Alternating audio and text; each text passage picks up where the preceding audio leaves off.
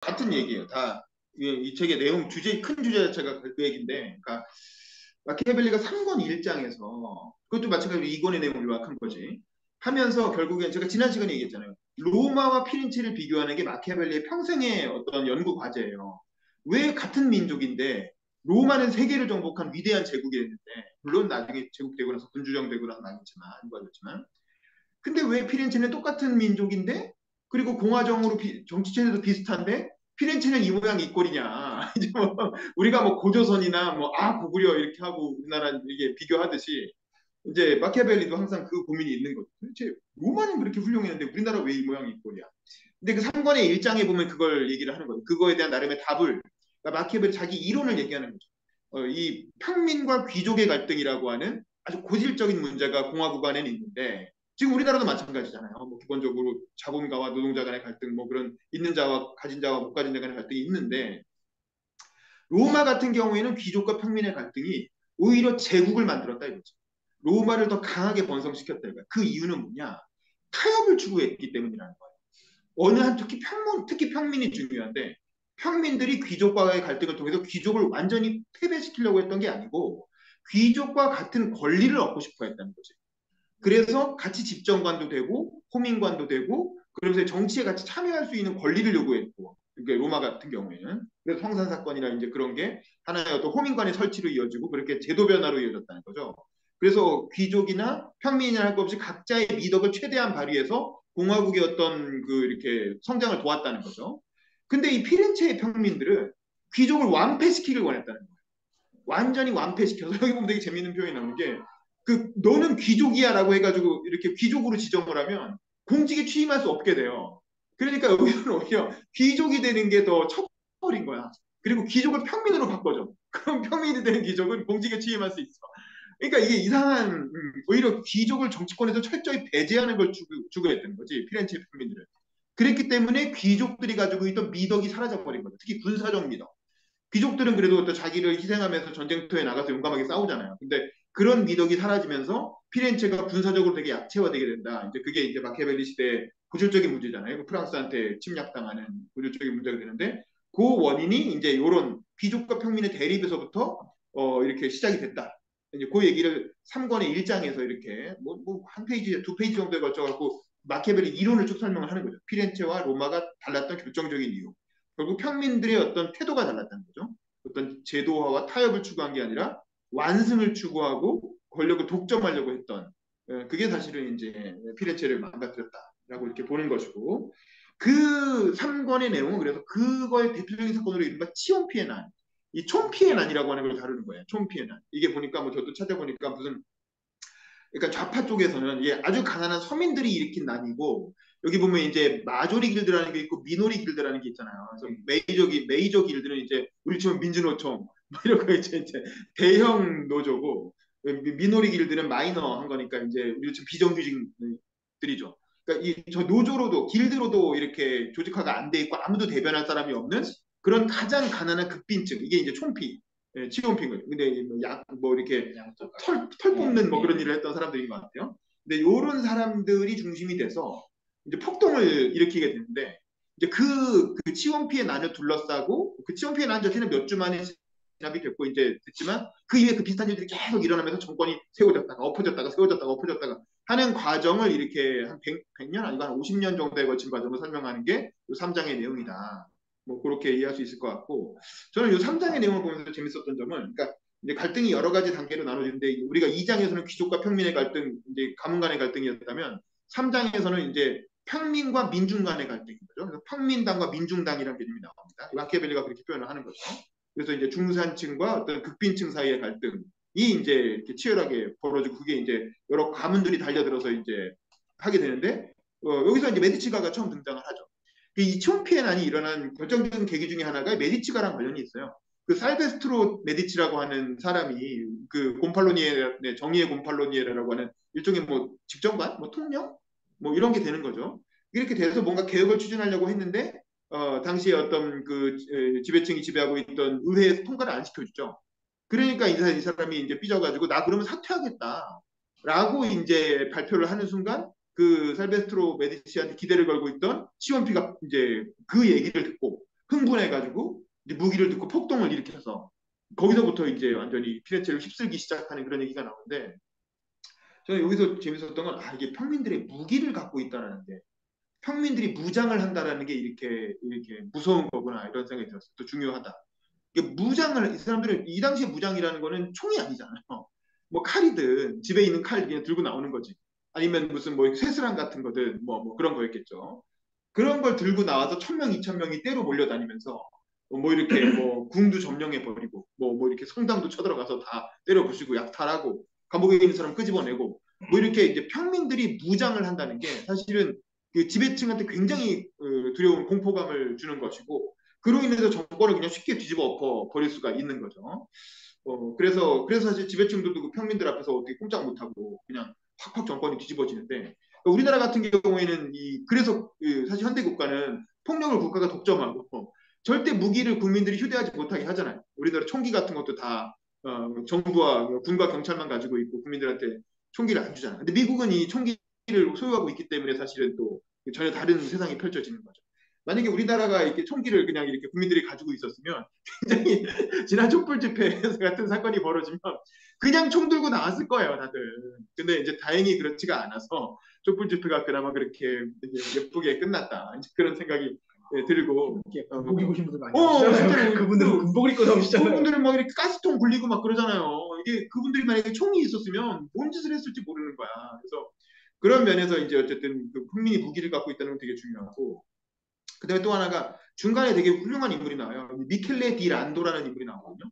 그 사람은 평민 출신의 이런 혁명의 와중에서 우연히 그 깃발을 들고 있었던 거야. 앞장서가지고. 그래서 아무것도 아닌 그냥 양털 뽑는 사람 중에 한 명이었는데 이 미켈레라고 하는 친구, 젊은 20몇 살짜리 젊은 친구죠. 근데 이 친구가 우연히 그 깃발을 들고 있었다는 이유로 당신이 그 지도자 하시오. 이래가지고 이제 곰펠로니에가 되는데 이 사람이 굉장히 자제력을 발휘해서 사실은 폭동을 이제 중재를 시킵니다. 그래서 이게 더 심각한 어떤 폭력 사태로 가지 않게 적당히 중재를 시키고 나중에 이제 이 사람이 이렇게 자꾸 중재를 하려고 하니까 그거에 반발했던 극빈층이 그거에 반대하는 폭동을 또 일으키려고 하죠. 이 미클레를 공격하는. 근데 이제 이때 또 용기를 발휘해갖고 이거는 무력으로 진압해야 된다.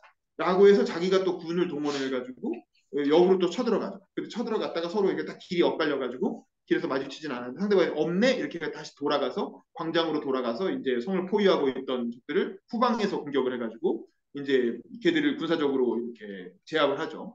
그리고 나서 이제 폭동을 진압해서 정리하는 뭐 그런 굉장히 큰 이제 그 성과를 거둡니다. 뭐 그런 인물도 나오고 그래서 굉장히 훌륭한 인물이라고 해서 동상도 있고 뭐 사진이 나오더라고요. 그래서 사실 이렇게 그 자제력을 발휘하는 사람들이 중간중간에 나와요. 이게 그 폭동이 일어났을 때 그냥 확 하고 몰려가서 다 쓸어버리자라고 해가지고 이제 아주 폭동을 극단으로 밀고 가는 사람들이 있고 근데 아까 그 지적하신 것처럼 중간에 이렇게 분열을 시켜서 어쩌자는 거냐라고 하면서 이제 이게 마키아벨리가 아마 자기 생각을 담아가지고 그 사람의 어떤 목소리를 통해서 대신 얘기한 것 같은데 이렇게 극단적인 분열로 가면 이 공화국 자체가 망가진다라고 하면서 이 분열을 어떤 진정시키는 역할을 하는 사람들이 중간중간에 나오다가 살베스트로 데 메디치라는 사람도 그런 인물인 것 같고 미켈레 디 란도도 그렇고 그런 사람들이 또 이렇게 적당히 또 너무 극단으로 가지 않게끔 하는데 이제 그런 역할을 한다는 게 사실 굉장히 용기가 필요하죠. 그리고 자칫하면 죽을 수도 있고 실제로 그런 거에 대한 반발도 막 일어나고 뭐 그러거든요. 근데 어쨌든 그래도 그런 일련의 과정들을 거쳐서 어찌어찌 해가지고 이제 결국에는 폭동이 진압이 되고 다시 이렇게 결국에는 9.19가 다시 복귀를 하죠. 9.19가 다시 복귀를 해서 일종의 이제 뭐 귀족까지는 아닌데 평민당 중에 조금 이제 지배 세력들이 복귀를 해서 이제 이렇게 다시 이제 그 미층 몰아내고 뭐 그런 혁명을 일으켰던 사람들 다시 추방하고 그러면서 다시 정리가 됐는데 그 와중에 이제 그 외국하고 전쟁도 치르고 뭐 처음에는 뭐 팔성인의 전쟁인가 그래서 교황하고 전쟁을 치르죠. 그다음에 나중에는 이제 이렇게 그 피렌체를 잡아먹으려고 했던 또 외국의 참주하고 또 전쟁을 치르고 이제 그런 그러니까 내후 외환을 막 겪는 거야. 이 시기가 내부에서 폭동과 혁명이 계속 일어나고 외부에서도 전쟁을 해가지고 피렌체가 계속 전쟁 상태에 있고 그런 굉장히 어려운 상황이었던 것 같아요. 그런 상황들을 겪으면서도 어쨌든 이제 우여곡절 끝에 피렌체가 안정을 이뤄가는 1430년 정도, 1400년대 초반까지의 역사를 1400년대 후반부터 1400년대 초반까지 역사를 다루고 있다. 그리고 요거 마키아벨리가 1500년대 초에 죽잖아요. 그러니까 이제 요 이후부터 본격적으로 마키아벨리가 직접 경험한 이제 시대 얘기가 나오고 아마 4장부터는 이제 메디치가가 등장하는 거죠. 그 우리가 그 메디치 일 마니피코라고 하는 그 위대한 메디치, 그 위대한 메디치의 조상, 코시모 대 메디치가 있고 또 그 위에 또 무슨 메디치가 있고 조반니가 있고 그리고 그 메디치가의 조상들이 요 4장부터 이제 등장해서 본격적으로 활약을 하기 시작하는 것 같고 살데스트로는 그 직계 조상은 아닌 것 같아요. 직계 조상은 아니고 같은 메디치라는 이름을 쓰긴 하는데 직계 조상은 아니고 좀 약간 그 이렇게 뭐 사촌쯤으로 가는 그런 조상이었던 것 같고요. 근데 어쨌든 뭐 그런 얘기가 나오면서 본격적으로 피렌체 현대사로 그 마키아벨리 당대의 현대사로 들어가기 직전까지의 이야기가 3장의 내용에서 펼쳐졌다. 뭐 그런 생각이 듭니다. 저도 여기까지 말씀드리고 그다음에 이제 뭐 또 추가로도 하고 싶은 얘기나 뭐 현대의 어떤 오늘날의 상황과 연관지어서 하고 싶은 얘기 좀 들어볼까요? 우리 저는 되게 성내가 굉장히 좋은 논점들을 많이 제기를 해줘서 저도 이거 참 재밌다 이런 생각을 했어요. 그러니까 이게 여러 가지 그 얘기를 해줬는데 그 있잖아요. 사실은 4.3 같은 경우가 대표적으로 지금 이치원 피해 난 같은 그런 사건인 거예요. 그거를 사실은 현명하게 잘 대응을 못한 거지. 그 당시 정부가. 사실 처음에 그 4.3의 역사를 보면 처음에 당시의 진압군은 타협을 하려고 했어요. 그래서 잘 타협을 해가지고 어떻게 좀 진정이 되는 분위기였어. 근데 거기에 경찰이 개입을 해서 그 이승만 정권의 어떤 그 조병옥, 그 유명한 조병옥이 그 경무국장 하면서 내려가서 이거 싹 조져버려야 된다. 이러고 들어가 거기 서북 청년단을 뿌려놓습니다. 북한에서 땅 뺏기고 내려오신 분들을 거기다 이렇게 뿌려놔가지고 이 새끼들 다 빨갱이니까 다 죽여 이렇게 해가지고 그래서 엄청난 대학살극으로 이어지게 되잖아요. 그러니까 사상 같은 경우도 사실은 거기서 용기를 발휘한 이제 어떤 그런 지휘관이 있었는데 그런 어떤 그 문제를 좀 온건하게 해결할 수 있었는데 그러지 않고 극단적으로 몰아간 어떤 극단파들이 벌인 이제 대참사였던 거죠. 사실 그 역사를 좀 자세히 우리가 되짚어볼 필요가 있어요. 그렇게까지 안 갈 수 있는 사건이었는데 그게 뭐 뭐그 김일성이 시켰고 이렇게 중요한 게 아니에요. 그게 본질이 아니에요. 그 김일성이 시켰더라도 그렇게 될 수가 없어요. 중간에 일어난 참극은 그거와 아무 상관없는 일이었어요. 그건 대응의 실패였던 거고. 그래서 그거는 정부가 반성해야 될 부분이고. 그다음에 이제 한일 관계도 김대중 오부치 선언 때의 자민당과 지금의 자민당은 전혀 다른 당이에요. 이름만 같은 자민당이지. 그때 자민당 오부치란 사람은 그 이른바 그 이렇게 그 전통적인 주류 노선, 주류 보수, 일본의 주류 보수 노선을 이어받은 사람이었고 굉장히 온건한 사람이었어요. 정치적으로는 이제 이렇게 수그리하고 경제 성장을 하자. 이른바 요시다 독트린에 따른 그 정통 주류 노선의 자민당이었고 그러니까 김대중과 타협이 가능했던 거예요. 그 철저하게 사과했어요. 그리고 사과한 이후에 태도도 굉장히 온건하게 어떤 한국 정부를 존중하는 태도를 취했고 그러니까 김대중 정부가 안전하게 타협을 해놓고 일본 문화 개방도 결단하고 그리고 이제 한일 관계를 안정시켜 놓은 다음에 북한과의 협상으로 갈 수가 있었던 거죠. 근데 아베 이후의 자민당은 같은 자민당이라는 이름을 쓰는 것뿐이지 사실상 다른 정파라고 봐야 돼요. 그래서 이제 그거는 대외 관계에서도 굉장히 어떤 공세적이고 과거에 했던 그 사과도 다 뒤집고 있는 거 현실적으로 뒤집은 거고 말은 내각을 계승한다고 하지만 실제로는 다 뒤집고 있는 거죠. 그 태도가. 그래서 그게 문제인 거야. 그래서 그거를 아니 그때는 그 내용상 똑같지 않느냐라고 하지만 사실 그 태도가 다르게 태도가 다르다는 게 외교에서 되게 중요하잖아요. 그 부분을 우리가 봐야 될 것 같고 저는 그래서 양곡관리법 같은 경우도 사실은 우리나라가 되게 진영 논리를 극단적으로 드러내는 대표적인 사건이고 사실은 이거 해보나 마나 대통령이 거부권 행사하게 돼 있는 건데 이거 타협할 수 있는 건데 타협 안 하고 끝까지 가잖아요. 서로 그냥 끝까지 가버리는 거지. 그래서 결국 네가 누구 편이냐라는 걸 명확하게 드러나게 해서 다음 총선에서 재미 보겠다라고 하는 정치적 이렇게 쇼잉을 서로 하고 있는 거죠. 그래서 이제 그런 면에서 되게 그렇고 국회 선진화법도 마찬가지예요. 이 박근혜 정부 때 국회 선진화법 만든 이유는 타협하라고 만든 거예요. 타협하라고.